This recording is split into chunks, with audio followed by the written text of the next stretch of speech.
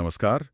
आज हम एक बहुत ही दिलचस्प किताब जिम कॉलिंस की गुड टू ग्रेट इस पे थोड़ी गहराई से बात करेंगे। हाँ बिल्कुल। सवाल ये है कि क्या कोई कंपनी जो ठीक ठाक चल रही है वो सचमुच एक महान मतलब असाधारण कंपनी बन सकती है? और अगर बन सकती है तो कैसे, हाँ। ये बड़ा सवाल है। हाँ। और ये किताब असल में 5 साल की रिसर्च का नतीजा है। बहुत गहरी रिसर्च। 5 साल, अच्छा। हाँ, इसमें उन कंपनियों को छांटा गया जो अच्छे से महान बनी और फिर सालों तक उसी लेवल पे टिकी रहीं। अपनी जो बाकी कंपटीशन थी उनको पीछे छोड़ दिया। और कमाल की बात यह है कि जो नतीजे निकले वो हमारी आम सोच से कई बार एकदम अलग थे, चौंकाने वाले। हाँ, यही तो।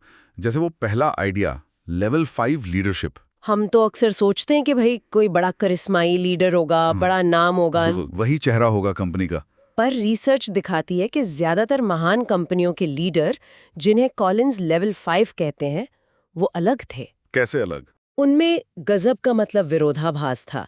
व्यक्तिगत तौर पर बहुत विनम्र, शर्मीले से, लेकिन अपने काम को लेकर, कंपनी के लक्ष्य को लेकर उतने ही ज्यादा प्रोफेशनल, उतने ही दृढ़।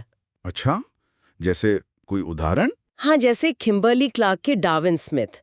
कहते हैं वो सुर्खियों से बचते थे, पर उनमें एक जुनून था, कंपनी को इंडस्ट्री में बेस्ट बनाने का। यानी अपना नाम करने की इच्छा नहीं, बल्कि कंपनी की सफलता सबसे ऊपर। बिल्कुल। ये उन कंपनियों से बहुत अलग है जहां बड़े बड़े मतलब अहंकारी लीडर्स थे। उन्होंने शायद शुरू में कुछ सफलता दिलाई हो, पर लंबे समय में कंपनी या तो साधारण रही या नीचे चली गई। सही बात है। और इसी से जुड़ा है दूसरा सिद्धांत, जो और भी चौंकाता है। पहले कौन फिर क्या। पहले कौन फिर क्या, इसका क्या मतलब हुआ? मतलब ज्यादातर लोग सोचते हैं कि पहले बढ़िया सी स्ट्रैटेजी बनाओ, विजन तय करो, फिर उसके हिसाब से लोग लाओ। हाँ, यही तो होता है आमतौर पर महान कंपनियों ने ठीक उल्टा किया। पहले सही लोगों को टीम में लेकर आए। अच्छा। और जो सही नहीं थे उन्हें हटाया। और फिर सब मिलकर तय करते थे कि कंपनी को किस दिशा में ले जाना है। वाह, ये तो बिल्कुल अलग सोच है। मतलब रणनीति बाद में, लोग पहले। हाँ, जैसे वेल्स फार्गो, उन्होंने बैंकिंग के सबसे काबिल मैनेजर्स को इकट्ठा किया।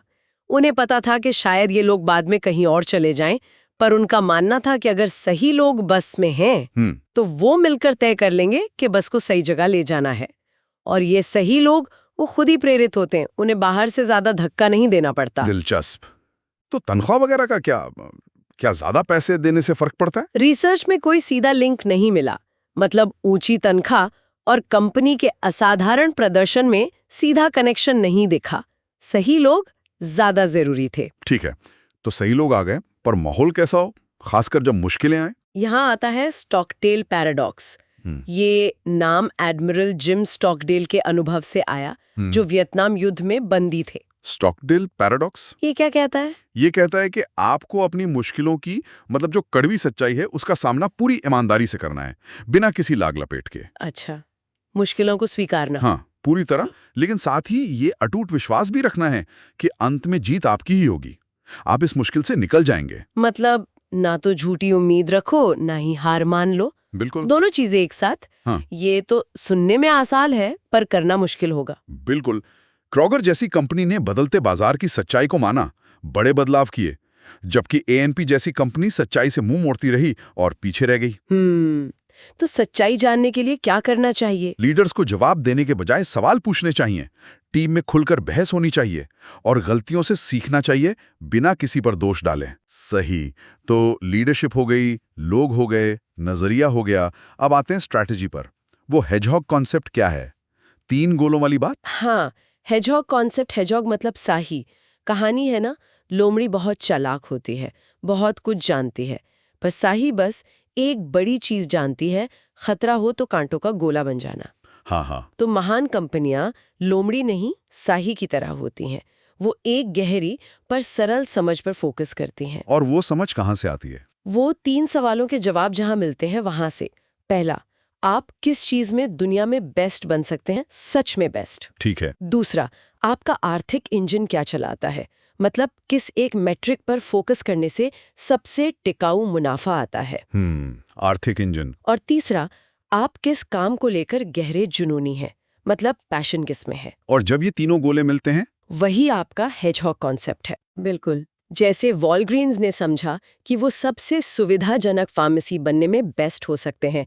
उनका पैसा प्रति ग्राहक विजिट से बनता है और वो इस काम को लेकर जुनूनी थे, बस इसी पर फोकस किया। सिर्फ बड़ा बनने के लिए कुछ भी करते जाना वो काम नहीं आया। नहीं, और ये रातों रात नहीं होता। यहीं पर फ्लाईव्हील इफेक्ट आता है। फ्लाईव्हील इफेक्ट, वो भारी पहिया। हाँ, सोचिए एक बहुत भारी पहिया है, उसे शुरू में धक्का देना कितना मुश्किल होता है। बहुत ज्यादा। पर आप लगातार एक ही दिशा में धक्का देते रहते हैं। धीरे धीरे वो हिलता है, फिर घूमने लगता है, फिर और तेज, और फिर एक पॉइंट आता है जब वो अपनी ही गति से घूमने लगता है। मतलब सफलता धीरे धीरे लगातार किए गए सही कामों का नतीजा है, कोई एक बड़ा धमाका नहीं। एकदम।